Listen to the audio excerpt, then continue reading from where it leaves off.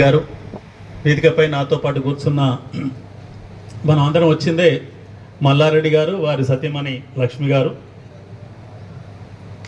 ఈ ward councillor Sirisha గారు, తెలంగాణ రాష్ట్ర ఐక్యోపాధ్యాయ ఫెడరేషన్ రాష్ట్ర కార్యదర్శి రాజశేఖర రెడ్డి గారు, భువనగిరి యాదాద్రి జిల్లా అధ్యక్ష ప్రధాన కార్యదర్శులు దామోదర్ గారు, సైదుల్ గారు, రాష్ట్ర కమిటీ సభ్యులు యాదయ్య గారు, నల్గొండ జిల్లా సంఘం అధ్యక్షులు సైదుల్ గారు, రైతు సంఘం అధ్యక్షులు అశోక్ రెడ్డి గారు, చిన్నలకు అభినందనలు. మల్లారెడ్డి గారి గురించి చాలా చెప్పారు, నేను ఏం చెప్పాను, ఎందుకంటే నాకు కూడా చాలా తెలుసు. నాకు కూడా వారు గత 30 ఏళ్ల నుంచి పరిచయమే. ఎందుకంటే నేను టీచర్గా ఉన్నాను, ఉపాధ్యాయ ఉద్యమం యూటీఎఫ్లోనే ఉన్నాను. ఈ బడిలో కూడా ఒకసారి ఉపాధ్యాయ రంగ తరగతులు పెడితే ఆ తరగతులకు కూడా నేను అటెండ్ అయ్యాను. అందువల్ల అప్పటి నుంచి నాకు పరిచయం. తర్వాత నేను జిల్లా బాధ్యతలో ఉన్నప్పుడు, రాష్ట్ర బాధ్యతలో ఉన్నప్పుడు వారు మాతో ఉన్నారు కాబట్టి వారు నిరంతరం చూస్తూ వచ్చాను. మీరే అందరు చెప్పారు, మంచి ఉపాధ్యాయులు, కష్టజీవి, అనుకున్నది సాధిస్తారు, అన్నది చెప్పిందే చేస్తారు, అందరితో కలిసిమెలిసి ఉంటారు. అందుకనే ఇంత ఎండున్నా మేమందరం వచ్చినాం. ఇవన్నీ ఏకీభవిస్తున్నా, వాడితో నేను ఎక్కడ కూడా విభేదిస్తలేను. కానీ వీరి ఉపాధ్యాయ ఉద్యోగ విరమణ సందర్భంగా వారు ప్రభుత్వ ఉద్యోగం రాలేదు కాబట్టి ఇక్కడ హెడ్ మాస్టర్గా ఈ స్కూల్ ప్రారంభించారు. తర్వాత ప్రభుత్వ ఉపాధ్యాయునిగా నియామకమయ్యారు. 94లో వారు నియమించబడ్డ నాడు ఎలా ఉండే మన చదువులు, ఇలా 2024 వచ్చేవరకు ఈ చదువులు ఎలా ఉన్నాయి అందరూ ఒకసారి గుర్తు తెచ్చుకుంటే, నిన్ననే ఇంటర్మీడియట్ పరీక్ష ఫలితాలు వచ్చినాయి. ఈరోజు పేపర్లో ఏ జిల్లా ఫస్ట్ వచ్చింది, ఏ జిల్లా సెకండ్ వచ్చింది. ఇక టీవీలోనైతే ఒకటే మోత, ఏ మోత, ఫస్ట్ సెకండ్ థర్డ్ ఇవన్నీ మోత చూస్తున్నాం మనం, యాడ్స్ ఇచ్చి. అది చైనా బ్యాచ్లు ఉన్నాయి కదా, నారాయణ కావచ్చు, చైతన్య కావచ్చు, ఇంకోటి కావచ్చు. కానీ రెండో పక్క ఇప్పటికే 8-9 మంది విద్యార్థులు చనిపోయిరని కూడా పత్రికల్లో వచ్చింది. ఏంటి, ఇంటర్మీడియట్ ఫెయిల్ అయితే చనిపోతారా? అవసరమా? చాలామంది ఇక్కడ ఉన్నారు. నేను నా జీవితంలో ఒక మాట చెప్తాను. నేను 83లో టీచర్గా ఉద్యోగంలోకి వచ్చాను. ఆనాడే నేను నాగార్జున డిగ్రీ కాలేజ్, ఎన్జీ కాలేజ్లో కాలేజ్ ఫస్ట్ కూడా వచ్చాను. అప్పుడు నేను చదువుకున్నప్పుడు నాకు ఉద్యోగం వచ్చాను. బీఈడి రానోళ్ళు, బీఈడి వచ్చిన డిఎస్ఎల్ సెలెక్ట్ కానోళ్ళు మా కాలం వాళ్ళు, మా కంటే కాస్త నా వయసు వాళ్ళు, నాకంటే చిన్నోళ్ళు కొద్దిమంది కూడా రకరకాల వ్యాపారాల్లోకి వచ్చారు. కొందరు రియల్ ఎస్టేట్కి వచ్చారు, కొందరు స్కూల్ ఎడ్యుకేషన్ స్కూళ్ళు పెట్టారు, కళాశాలలు పెట్టారు. అటువంటి ఆయన దగ్గరికే నేను ఒకసారి సంఘనాయకుని ఒక దగ్గరికి వెళ్ళాను, పేరు చెప్పను. వెళ్తే అంటే మేము సంఘం కార్యక్రమాలు చేస్తుంటాం కాబట్టి చందా అయ్యామని పోతే, నా మిత్రుడు అంటే నాతో పాటు చదువుకున్నాడు, ఆయనకు ఉద్యోగం రాకనే ఒక పనిలోకి వచ్చిండు, బాగా సంపాదించిండు. అప్పుడు పోతే, ఏం నర్సన్న నీకు ఎప్పుడు అడక తినడమేనా అన్నాడు. ఇంత పెద్ద మాట వాడిండు. అవును, మేము అడక తిన స్థానాలు ఉన్నాం, నువ్వు ఇచ్చే స్థానానికి పోయినావు, ఏం చేద్దాం, ఏ రాదని చెప్పినాం, తీసుకోలే, ఇక వెళ్ళిపోయినాం. అంటే ఈ మాట ఎందుకు చెప్తుందంటే, అదే ఇప్పుడు వారి భార్య కౌన్సిలర్ అట, వారి కౌన్సిలర్ కాదట ఇప్పుడు, రెడ్డి పరమేష్ కాదు, శ్రీనివాసరెడ్డి ఉండా వెళ్ళిపోయిందా. ఇది మార్చుకోవాలి వాళ్ళు, ఎందుకంటే ఎవరు కౌన్సిలర్ అయితే వాళ్ళే చెప్పాలి. అయితే ఎందుకంటుందంటే, వారు కూడా నా చదువులు వెనకబడ్డా, నేను కౌన్సిలర్ అయినా, సంపాదనలు కూడా ముందే ఉంటారు. కాబట్టి ఈ సమాజంలో బతకడానికి చాలా అవకాశాలు ఉన్నాయి. చదువులో వెనకబడ్డ వాళ్ళు సంపదలో చాలా మంది ఉన్నారు. 2003, 4, 5 డిఎస్సీలలో టీచర్ పోస్ట్ రాని వాళ్ళంతా హైదరాబాద్ పోయి రియల్ ఎస్టేట్లో చేరితే వాళ్ళేమో ఇవాళ ఫార్చ్యూన్ కార్లలో తిరుగుతారు. అప్పుడు ఉద్యోగంలోకి వచ్చిన వాళ్ళల్లా ఆల్టోనో, వేగనారో, తప్పితే స్విఫ్టో ఇది కొనుక్కొని తిరగవలసిందే కదా. కాబట్టి చదువుకునేటప్పుడు ఫెయిల్ అయితే మీరు ఇబ్బంది పడని అవసరం లేదు, మళ్ళీ విజయవంతం కావచ్చు, ఇంకో పని చేసుకోవచ్చు, బతకొచ్చు, ఇట్లా ఉదాహరణలు ఉన్నాయని చెప్తే ఏ పిల్లలు చనిపోరు. కానీ అటువంటి చదువు ప్రైవేట్లో లేదు. చనిపోయిన లిస్టు మొత్తం తీస్తే ఎవరిది ఉంటుంది? ఎవరైతే టీవీలలో హోర్ మోగిస్తున్నారో 1, 2, 3 ర్యాంకులని వాళ్ళ దాంట్లో చదువుకున్న వాళ్ళే ఉంటారు. నేను ఈ మధ్యన ఇంటర్మీడియట్ సెక్రటరీకి లేఖ రాసిన. ఏం రాసినంటే, మీరు ఖచ్చితంగా నారాయణ, చైతన్య, ఇంకా కొన్ని కాలేజీలు ఉన్నాయి, అందులో చేరిన పిల్లల యొక్క 10th GPA ఏదో ప్రకటించండి, వాళ్ళకి ఇంటర్మీడియట్లో వచ్చిన మార్కులు ఎన్నో కూడా ప్రకటించండి అని చెప్పిన. ఎందుకంటే అత్యధిక మార్కులు వచ్చిన వాళ్ళు, బాగా తెలివైన వాళ్ళంతా అక్కడనే చేరుతున్నారు. నారాయణ, చైతన్యలు కలిపి దాదాపు 70-80 వేల మంది ఇంటర్మీడియట్ విద్యార్థులు చదువుతున్నారు. 70-80 వేల మంది. కానీ ఎన్ని ర్యాంకులు వస్తున్నాయి? 200, 300. ఆ ర్యాంకులే చెప్పుకొని వ్యాపారం చేస్తూ ఉన్నారు. అలా ఫెయిల్ అయిన వాళ్ళు కూడా ఉంటున్నారు, చనిపోయిన వాళ్ళు ఉంటున్నారు. ఇది చదువు అనేది, చదువుతోనికి చదివే అమ్మాయికి ఎక్కడున్నా వస్తుంది, వచ్చే అవకాశం ఉంది. కానీ వ్యాపారం ఎక్కువైంది, దీన్ని నియంత్రించాలనే ఒక పద్ధతి వైపు మాత్రం రాజకీయాలు లేవు, మనము లేవు, ఎవరు లేకుండా పోయినాం. అనివార్యంగా అలా తోసుకొని పోతున్నారు. ఏది అక్కడ చదివిస్తేనే చదువు వస్తున్నట్టు. కాబట్టి మల్లారెడ్డి గారు ఆశయం ఏంటి? మల్లారెడ్డి గారి గురించి రెండో అంశం కూడా చెప్పారు, రైట్ నుంచి లెఫ్ట్కి వచ్చిరని. లెఫ్ట్ అయినా రైట్ అయినా ఏం ఇబ్బంది లేదు.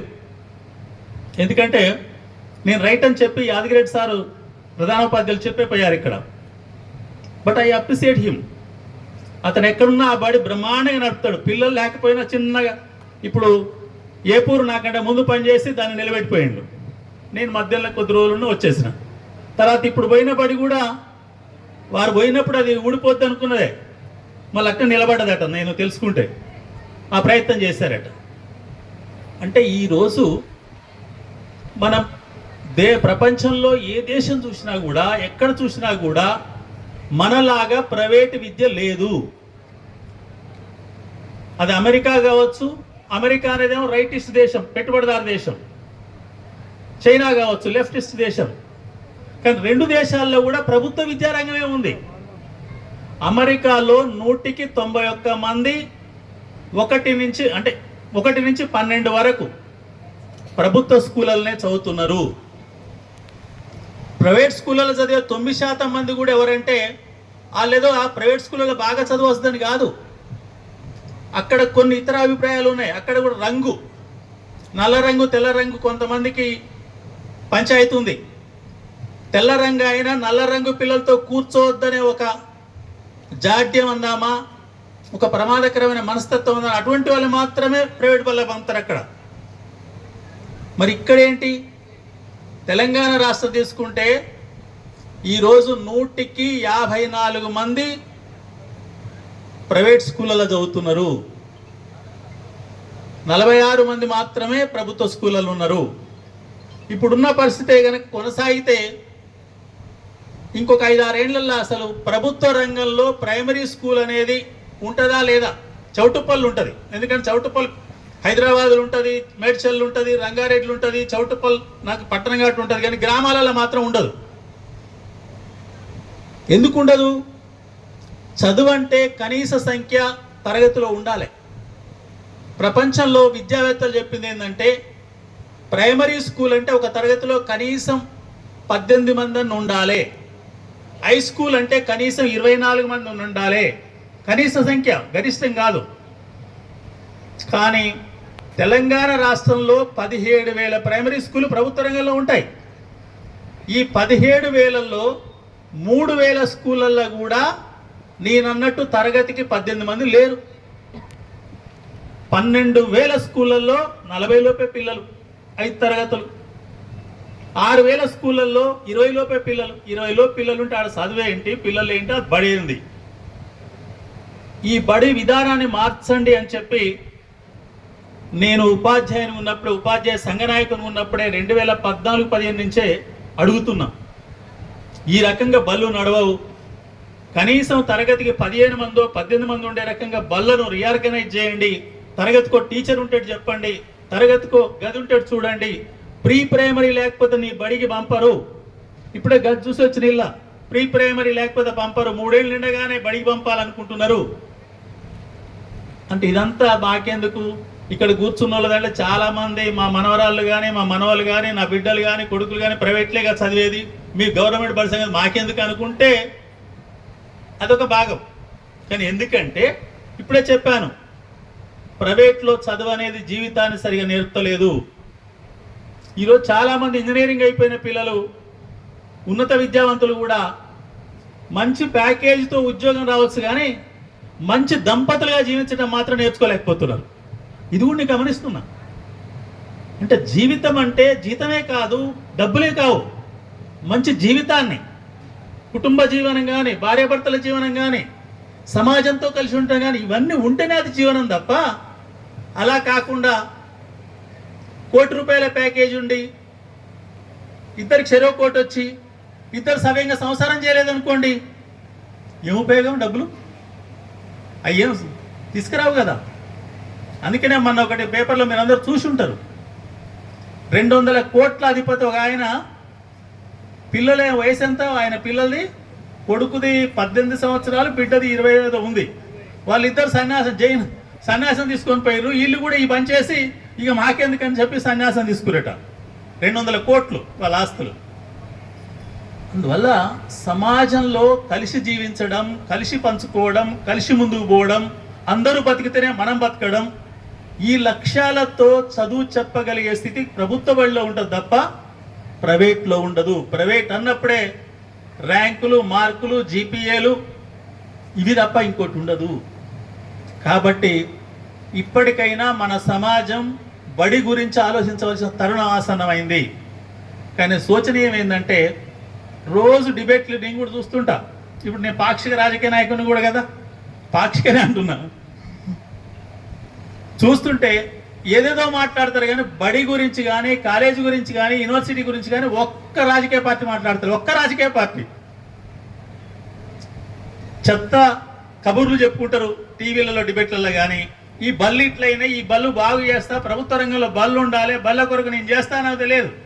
మీకు ఇంకో సంగతి చెప్పాలి, తెలంగాణ రాష్ట్రం అనగానే 1000 గురుకులాలు పెట్టాం, బ్రహ్మాండంగా చెప్తున్నా అనేది. నిజంగా పెట్టింది 650. అంతకుముందు కొన్ని గురుకులాలు ఉండే. ఈ 650 గురుకులాలు పెట్టాక కూడా మొత్తం గవర్నమెంట్లో పిల్లలు ఏమైనా తెలంగాణ వచ్చిన నాడు ఈ 650 గురుకులాలు లేవు. 650 కాదు, అప్పుడే మోడల్ స్కూల్ వచ్చినాయి 194, అప్పుడే కేజీబీలో ఒక 100, కొత్త మండలానికి 150 దానికి వచ్చినాయి. ఇవన్నీ కలుపుకుంటే 1000. ఇవి లేకముందు తెలంగాణ రాష్ట్రంలో 100 మందికి 52 మంది ప్రభుత్వ స్కూళ్ళల్లో ఉంటే 48 మంది ప్రైవేట్లు ఉండే.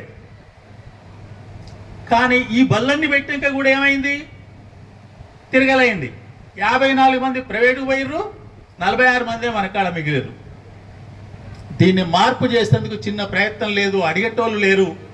అడక్కపోతే రాబోయే తరాలు ఈ సమాజంలో మంచి సమాజం నిర్మాణం అయ్యే అవకాశం లేదు.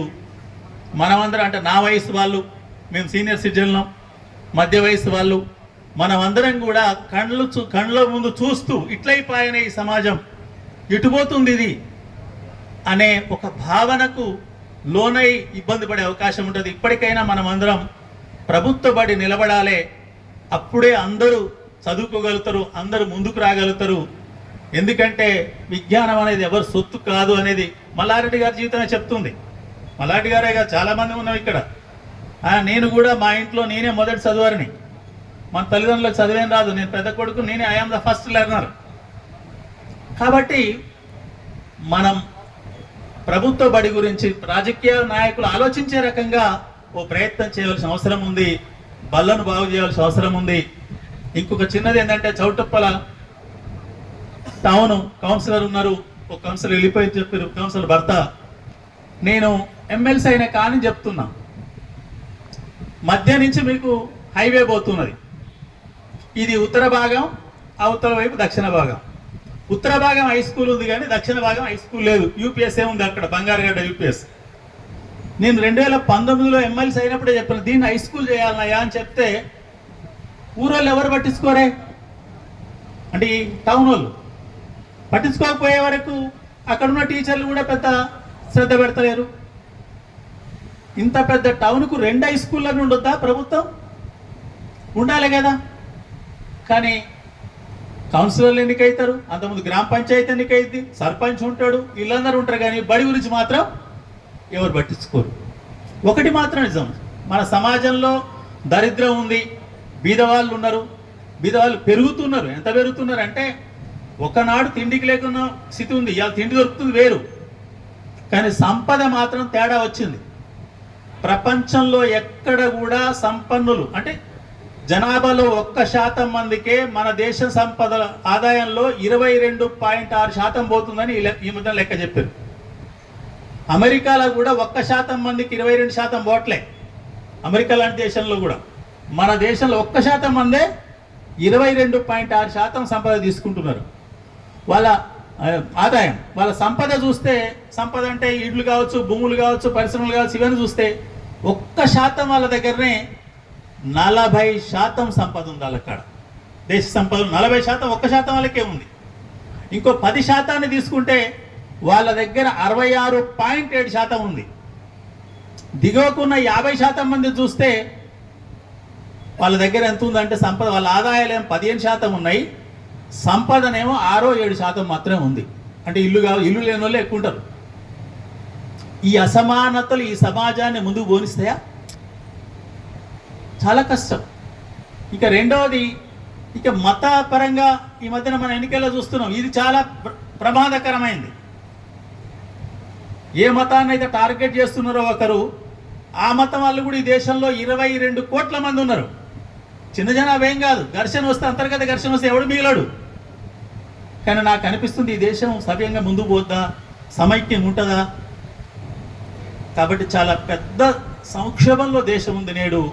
అటు విద్యారంగంలో కావచ్చు, సామాజిక రంగంలో కావచ్చు, ఆర్థిక రంగంలో కావచ్చు. ఇది అందరూ ఐదర్ లెఫ్ట్ ఆర్ రైట్, అందరూ బాగుండే సమాజమే అందరూ కోరుకునేది, అంతకంటే వేరేది ఏముంటుందని నాకు తెలిసిన మేరకు. కాబట్టి అటువైపుగా అందరం ఆలోచించవలసిన అవసరం ఆసన్నమైందనేది మల్లన్న గారి ఆశయం. వారి ఆశయం అదే, వారి ఆలోచన అదే, అందరు చెప్పింది అదే. కాబట్టి అందుకొరకు వారి భావి జీవితాన్ని, ఎందుకంటే ఆరోగ్యపరంగా అంత ఫిట్గానే ఉండు కాబట్టి భావి జీవితాన్ని తన కొరకు కొంత అవసరమే ఉపయోగించుకుంటూనే ముందు కొడుకు పెళ్లి చేయండి తొందరగా, మా అచ్చిరెడ్డి మావగారు చెప్పారు. తర్వాత మిగతా చిన్న చిన్న పనులు చేయండి, మనవరాళ్ళు ఎట్లయినా చూస్తూ ఉండి. కానీ మిగతా సమయాన్ని ఈ సమాజంలో ఈ మార్పుల కొరకు ప్రయత్నం చేయాలని చెప్పి కోరుతూ, అందరూ కూడా చదువుల గురించి ఆలోచించండి. చదువులు అనేది ప్రభుత్వ రంగంలో ఉన్నప్పుడే బతికే చదువు ఉంటుంది, సమాజంలో ముందుకు పోయే అవకాశం ఉంటుంది తప్ప, లేకుంటే ర్యాంకులు వచ్చిన వాళ్ళేమో సంతోషం అనిపిస్తుంది, ర్యాంకు రాని వాళ్ళేమో చాలా నిస్పృహకు గురై చనిపోవటమే కాదు, చాలామంది చనిపోయిన వాళ్ళు కూడా చాలా నిస్పృహకు గురవుతారు. ఎందుకంటే అక్కడ ర్యాంకు చెప్తారు తప్ప జీవితంలో చాలా భాగాలు ఉంటాయని చెప్పరు. ఇది నేటి తక్షణ అవసరంగా ఉంది. ఇదే ఈ సందర్భంగా మీ అందరికీ నేను చేసే సూచనను తెలుపుతూ, ఆకలి అవుతున్నా వినక తప్పదు కాబట్టి విన్నందుకు మీ అందరికీ మరొకసారి నమస్కారాలు తెలుపుతూ ముగిస్తున్నాను.